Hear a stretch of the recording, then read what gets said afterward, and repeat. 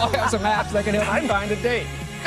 Yes, and as he just said, nerds need love too, right? So he is helping us out. Ryan with Nerds on Call is sticking around. When you can marry love and computers, I mean, that is just my game, yes, right? Yes. So this is about apps to find love. And here's something kind of interesting. Did you know that 32% of North Americans have found love online? Really? Dating apps are like the hottest thing ever. There's so many. The Knot did a survey of 14,000 brides or brides-to-be, and it turns out that 19% of them have found their match online.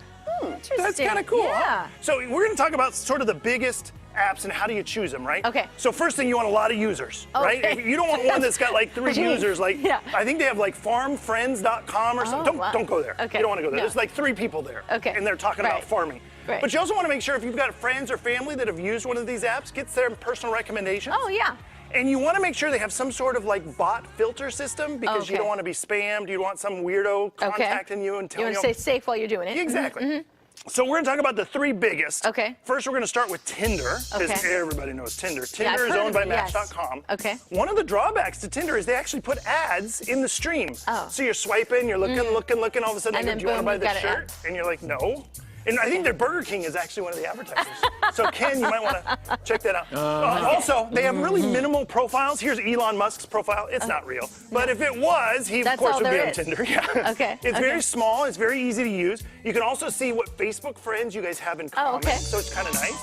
And when you match, that's the only way to communicate with somebody. Okay. So if you're a lady, you might get overwhelmed with a bunch of people trying to contact you on some of these other surfaces. This one, they only can contact you if you like them first. You like them first. Okay, which is kind of cool. Badoo is one of the biggest online dating services. It's worldwide. Okay. So if you're thinking of traveling, that's something kind of nice. And what this is also gives you that minimal profile, the same as Tinder, but you get superpowers. You get to 7-day trial of superpowers. Okay. So check this out, invisible mode, so you can creep on people. That's kind of sweet, right? So they won't know that you've been looking at them. You can also see if somebody's favorited you. Okay. You can be the first to chat with new people. Oh, So if you're like super excited, you can jump in real quick. Okay. Let's talk about OkCupid. OkCupid's pretty great. This one, see, look at Drake's profile. Isn't that fantastic? I put that up for Ken, but this is really nice. It's a much more detailed profile. Oh, wow, little summary. Okay. Yeah, it's a more detailed profile, so if you want to really get into it, it's not as bad as, say, eHarmony, where you've got a 46,000-page document. Right, You get a it's triple quite an check. essay, yeah.